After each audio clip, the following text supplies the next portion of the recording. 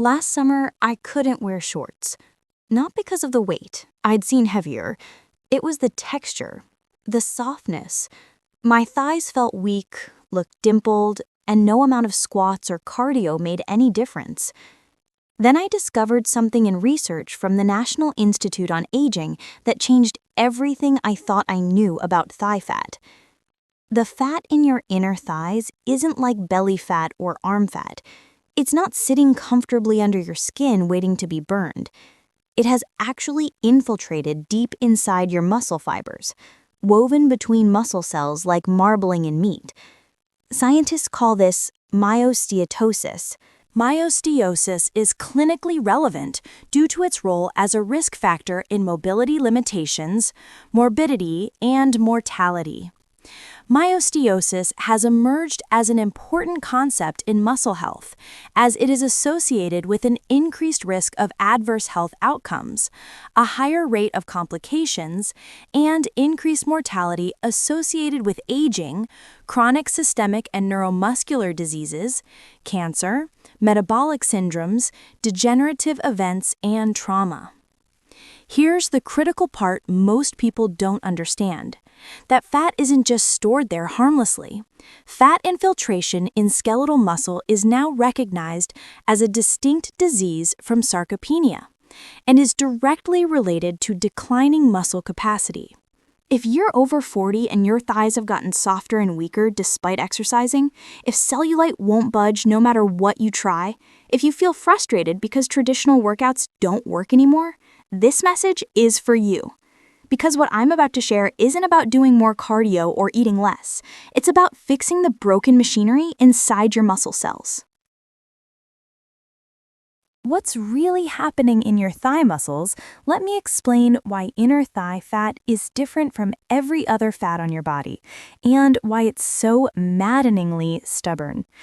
Myosteatosis describes multiple different adipose depots found in skeletal muscle, including intramuscular adipose tissue, IMAT, the extracellular adipose tissue found beneath the fascia and in between muscle groups, intramuscular adipose tissue, the extracellular adipose tissue found within an individual muscle, and intramyocellular lipids, IMCL. Think of your muscles like an engine in a car.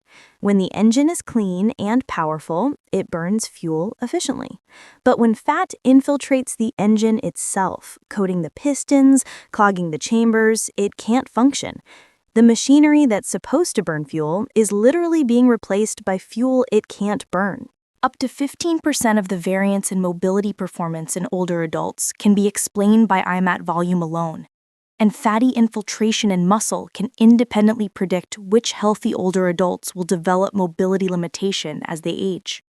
Higher IMAT volume is associated with shorter 6-minute walk distance, slower stair negotiation speed, poorer global physical performance, and lower physical activity levels in older adults. Intramuscular fat content is proportionately higher in men and women with type 2 diabetes and metabolic syndrome, and myosteatosis is strongly associated with insulin resistance. Here's what makes this even worse. The fat in your thigh muscles must be burned locally. Unlike liver fat that can be transported elsewhere, thigh muscle fat can only be burned by your thigh muscles themselves. But the problem? The machine is broken. Why traditional approaches fail? This is why all those inner thigh workouts you've tried haven't worked. They're addressing the wrong problem entirely. Most thigh exercises focus on high repetitions and cardio, leg lifts, side lunges, inner thigh squeezes with resistance bands. These burn calories temporarily, but don't address the core issue. Your muscle cells are damaged and infiltrated with fat. Among older adults participating in an intensive eccentric resistance training program, only those who had low levels of myosteatosis at the start of the intervention made changes in their muscle quality. This suggests that if your intramuscular fat is already high, traditional exercise might not work until you address the underlying muscle damage first. Here's the part that frustrates people. In a 12-week study following a muscle repair protocol, participants showed no weight loss, but they reduced muscle loss by 15%. I know what you're thinking. Only 15%? That's nothing. But here's why it matters.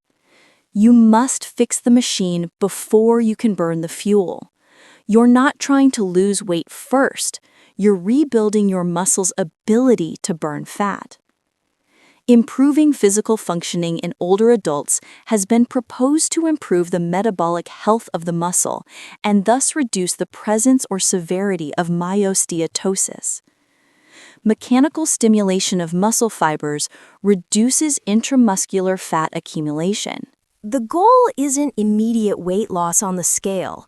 The goal is muscle repair and regeneration, because once your muscles are healthy and strong again, fat burning happens naturally and sustainably. Think long-term. Measure strength, not scale weight. The solution: eccentric resistance training.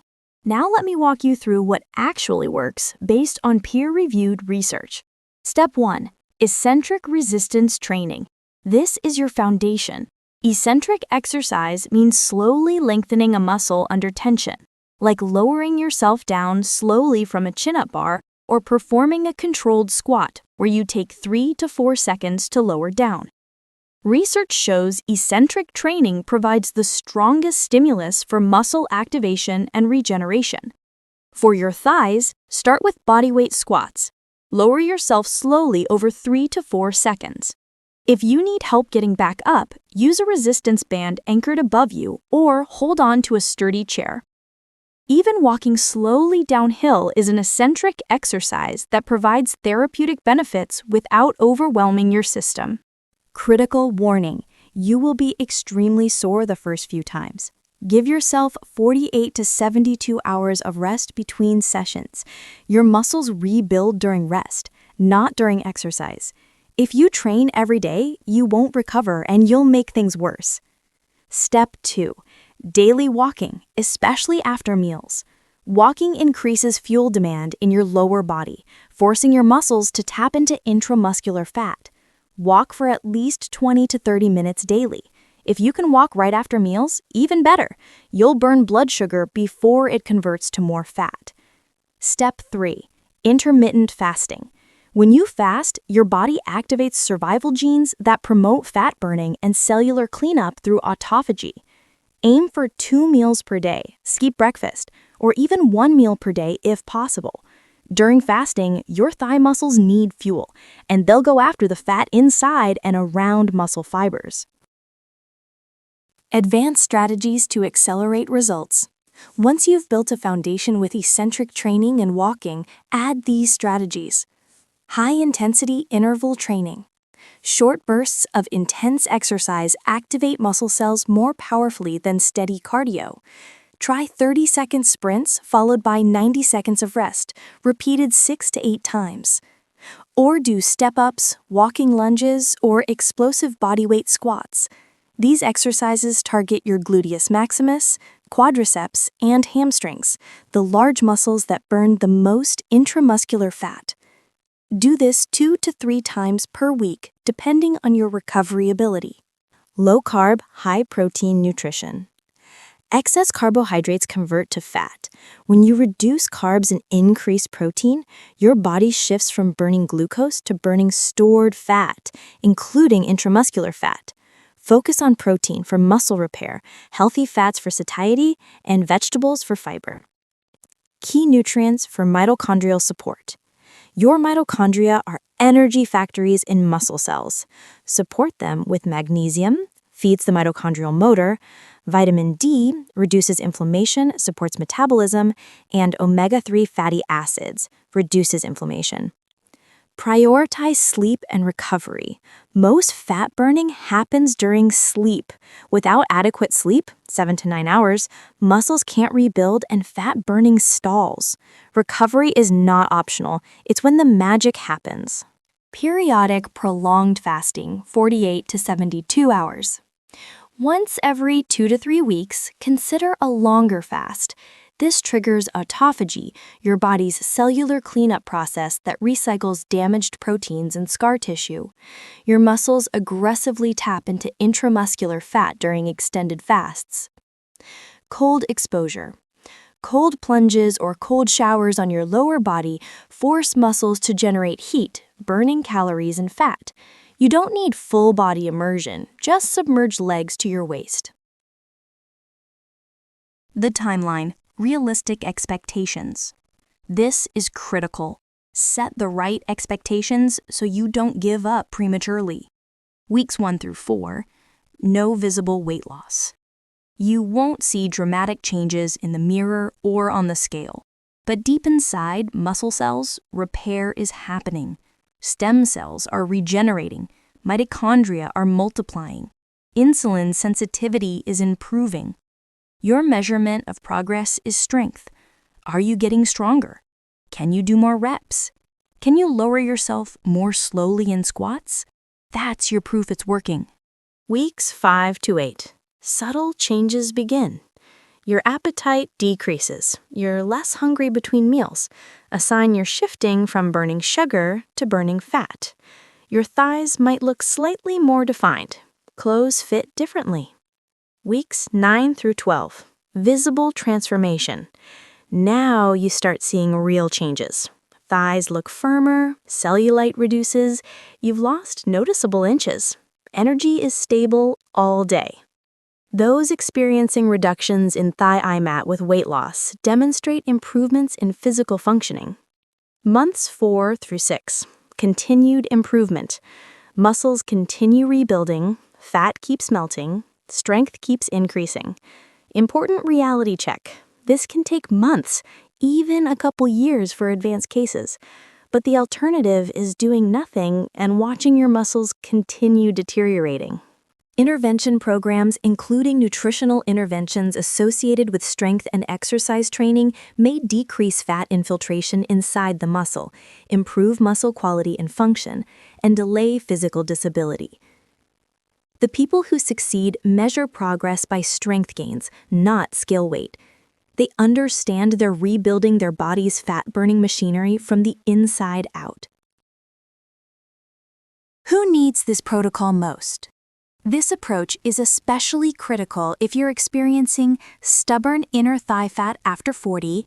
Myosteatosis, skeletal muscle fat infiltration, is associated with inflammation and fibrosis, and the age-related increase of myosteatosis is an important characteristic of sarcopenia and contributes to fragility. Weak, soft thighs despite exercising. If your thighs feel soft rather than firm, you likely have significant intramuscular fat replacing muscle tissue. Cellulite that won't improve.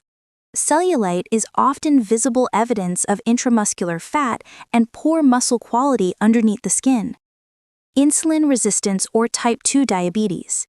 Intramuscular fat content is proportionately higher in patients with type 2 diabetes, and myosteatosis is strongly associated with insulin resistance. Difficulty with mobility or balance. Fatty infiltration in muscle can independently predict which healthy older adults will develop mobility limitation as they age. Chronic inflammation. Fat deposits in muscle generate lipotoxicity with metabolic and cardiovascular consequences. Who should be cautious? If you have severe mobility limitations, work with a physical therapist to modify exercises safely. If you have metabolic conditions or take medications, consult your doctor before making changes. Always start slowly. Your muscles need time to adapt. Your inner thigh fat isn't a willpower problem. It's not about eating less or doing more cardio. It's about understanding that fat has infiltrated your muscle fibers and damaged your body's fat-burning machinery. Fat infiltration in skeletal muscle is now recognized as a distinct disease from sarcopenia and is directly related to declining muscle capacity. Fatty infiltration in skeletal muscle is strongly associated with obesity, diabetes, and metabolic syndrome. But here's the empowering truth. This is reversible. Intervention programs, including nutritional interventions associated with strength and exercise training, may decrease fat infiltration inside the muscle, improve muscle quality and function, and delay physical disability and mortality in older people. The protocol is clear. Eccentric resistance training, rebuild muscle cells, daily walking, increase fuel demand, intermittent fasting, activate fat burning, HIIT when ready, accelerate results, low-carb, high-protein nutrition, prevent fat storage, sleep and recovery, allow rebuilding, periodic prolonged fasting, trigger autophagy, cold exposure, boost fat burning. Your timeline, months, not weeks. Your measurement, strength, not scale weight. The people who maintain healthy, strong legs into their 60s and 70s aren't doing quick fixes. They're rebuilding muscles from the inside out. They understand lasting change requires patience and the right strategy. If this opened your eyes to what's really causing stubborn inner thigh fat, type yes in the comments. Share this with someone struggling with soft, weak thighs despite trying everything. This could finally give them the answer they need. Let me know, what's been your biggest frustration with inner thigh fat? Have you tried countless workouts with no results? Comment below. I want to hear your story. If you're starting this protocol, comment "starting today," and I'll check in with you in 30 days to hear about your strength gains. Remember, you're not weak. You're dealing with myosteatosis, actual fat infiltration in muscle fibers that requires a strategic, patient approach to reverse. This isn't about quick fixes. It's about rebuilding your body's fat-burning machinery so you can finally see lasting results. Thanks for watching. Now, start with eccentric squats, commit to daily walking, and let's rebuild those muscles together.